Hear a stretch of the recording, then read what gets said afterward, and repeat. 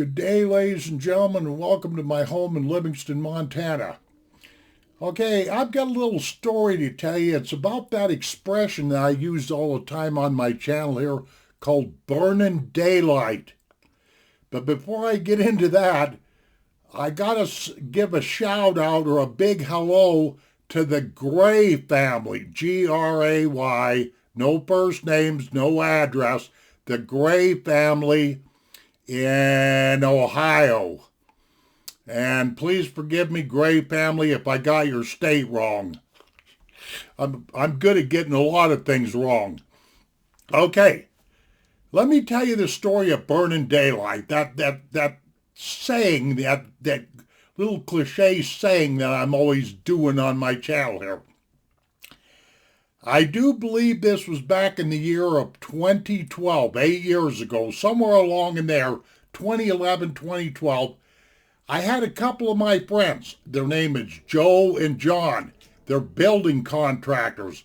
They had gotten hired to put the siding on a brand new home up on high ground here in Livingston. Okay, got that? They weren't building the whole home. They were just putting the siding on. So they were getting very close to being done, and I knew it. And like I say, I'm pretty good friends with these guys. So this one in particular hot summer day, when they were doing this chore, I decided to fix some lunch. I know that sounds weird, but that's what I did, because these are some working guys. I knew they'd be hungry and all that, and I knew they were pushing to get this job done. Okay? So I can remember I fixed them some ham sandwiches and God knows what else. And I think I got a few drinks for them, non-alcoholic or whatever have you.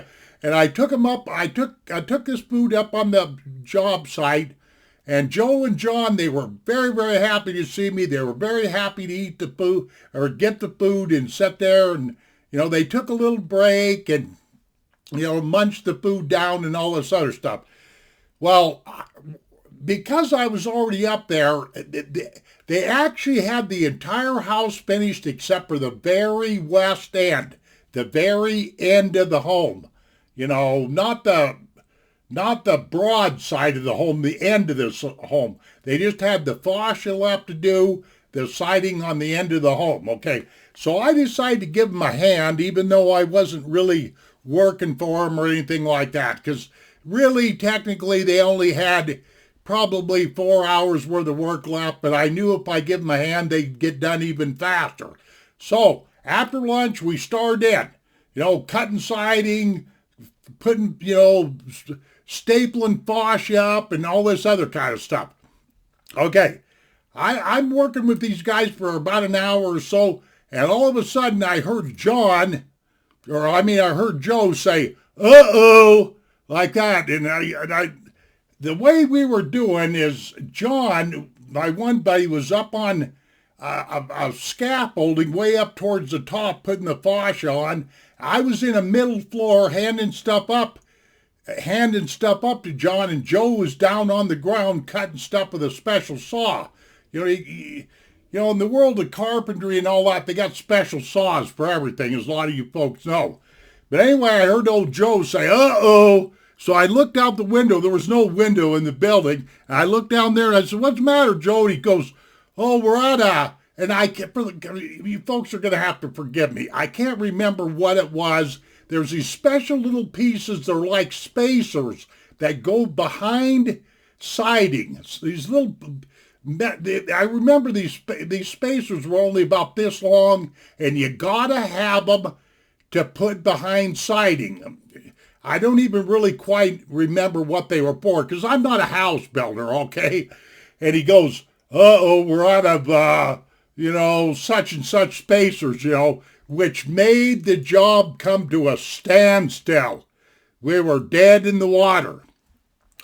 So old John, he's way up top. He climbs off of his scaffolding, and me and John are standing outside, just shooting the breeze, making jokes, just talking about everything, talking nonsense, like guys do, and all this other stuff. And Joe was on the inside of the house, and he got on his cell phone and he was calling all over the place to try to find these spacers that we needed to finish up this siding. And, you know, Joe was in there for about 10, 15 minutes on his cell phone, and me and John are out there hucking it up and laughing and joking and carrying on a bunch of stuff and whatever have you. And all of a sudden, old Joe, you'd have to know Joe. Well, I'm not doxed. I'm giving you his last name or nothing like that. He's well known around here. Real good carpenter. Same with John. But he comes tearing out of this house.